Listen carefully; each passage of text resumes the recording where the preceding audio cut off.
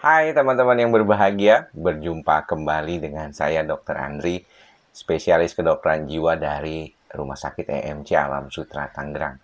Di kesempatan kali ini, saya mau berbicara sedikit tentang bagaimana kita bisa memberikan keyakinan kepada diri kita untuk selalu meyakinkan bahwa diri kita ini memang adalah orang yang bisa mengalami suatu proses perubahan.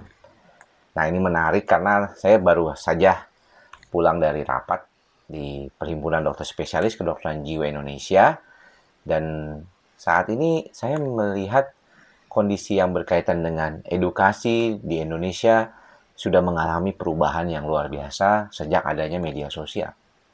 Dan teman-teman pastinya juga mendapatkan banyak pengetahuan dari media sosial tersebut. Saya sendiri memberikan konten-konten berkaitan dengan apa yang terjadi di dalam kehidupan saya sebagai seorang dokter, apa yang saya dapatkan dari keilmuan saya, dan saya bagikan kepada teman-teman semuanya. Begitu juga teman-teman sejawat yang lainnya. Nah, proses perubahan yang cenderung sangat cepat ini, ya, kalau saya lihat 10 tahun yang lalu belum seperti ini, tapi sekarang luar biasa sudah ada perubahan yang dominan. Nah, melihat itu saya menjadi menarik karena gini, kalau saat ini saya sedang membaca buku Humankind, ya. Humankind ini ditulis oleh seorang penulis, Rutger Bregman, seorang Belanda, ya. Jadi buku aslinya itu dalam bahasa Belanda dan diterjemahkan ke dalam bahasa Inggris, kemudian diterjemahkan lagi ke dalam bahasa Indonesia. Ini menceritakan tentang bagaimana anggapan bahwa manusia itu tidak baik gitu ya. Pada dasarnya itu sangat manipulatif, seperti pada buku Richard Dawkins yang mengatakan The Selfish Gene, bahwa manusia itu egois sehingga dia bisa survive sampai saat ini. Itu salah, ya. Rutger Bregman mengatakan bahwa sebenarnya manusia itu pada dasarnya adalah baik, ya. Jadi proses evolusi perubahan dari dulu sampai sekarang, ketika teknologi begitu luar biasanya, itu tidak mengubah struktur dasar dari manusia itu sendiri, yang pada dasarnya menurut Rutger Bregman itu baik. Nah, teman-teman boleh setuju boleh enggak, karena setiap orang pada dasarnya akan memiliki pengalamannya sendiri, dan itu adalah sesuatu hal yang wajar menurut saya. Tetapi di sini saya bisa mendapatkan suatu, kalau kita bilang tuh, kesadaran berpikir ya, bahwa ternyata manusia itu bagaimanapun lingkungannya, bagaimanapun pola asuhnya, dia punya sesuatu yang dasar yang membuat dia menjadi seseorang yang lebih baik. Beberapa kali saya pernah menuliskan dan juga membuat video ya berkaitan dengan bahaya dari kita melihat-lihat media sosial tanpa filter yang jelas ya, karena bisa jadi kita akan terpengaruh oleh apa yang kita dapatkan tersebut. Namun kalau kita melihat apa yang dikatakan Rutger Bregman, pada dasarnya kita menjadi demikian karena dimanipulasi.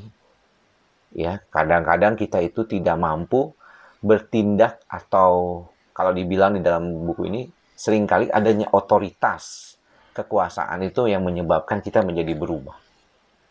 Tapi pada dasarnya sendiri itu tidak demikian.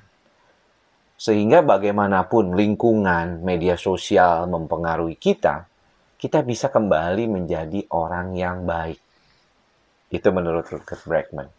Jadi teman-teman yang mungkin di dalam kehidupannya memiliki banyak trauma, memiliki banyak pikiran-pikiran yang kurang baik karena begitu banyaknya masukan yang kurang baik, atau istilah anak muda sekarang itu hidupnya penuh dengan toksisitas gitu ya, dengan racun di dalam kehidupannya. Ada toxic parenting lah, toxic masculinity lah, toxic positivity lah ya gitu. Jadi semuanya dianggap sebagai toxic dan toxic gitu.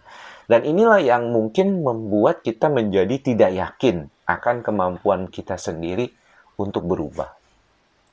Padahal sebenarnya kalau menurut Rutger Bregman, kita tidak perlu berubah. Kita hanya perlu menjadi diri kita kembali yang tidak dipengaruhi oleh hal-hal tadi, oleh otoritas yang mungkin memberikan ketidaknyamanan buat kita, bukan juga trauma, bukan juga peristiwa-peristiwa yang jelek, bukan juga lingkungan, tetapi kemampuan kita menyadari diri kita apa adanya. Dan pada dasarnya, kembali apa kata Rutger Bregman di dalam buku ini, kita sebenarnya adalah orang yang baik. Jadi teman-teman, mengapa di dalam keseharian kita juga seringkali mengatakan kepada diri kita untuk tetap sadar ya di dalam proses perubahan ini.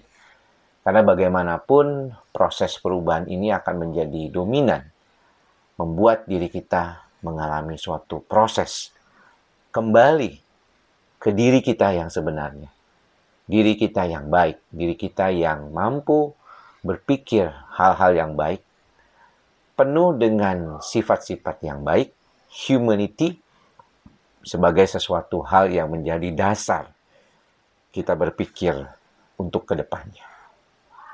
Jadi kalau misalnya teman-teman memang saat ini sedang dalam kesulitan, kesusahan, dan berada pada situasi yang tidak nyaman, saya berdoa bersama teman-teman semua untuk segera teman-teman melepaskan diri dari keadaan tersebut dan kembali menjadi orang yang baik, menjadi orang yang penuh kasih sayang, penuh cinta, dan juga mampu berbuat baik kepada sesama.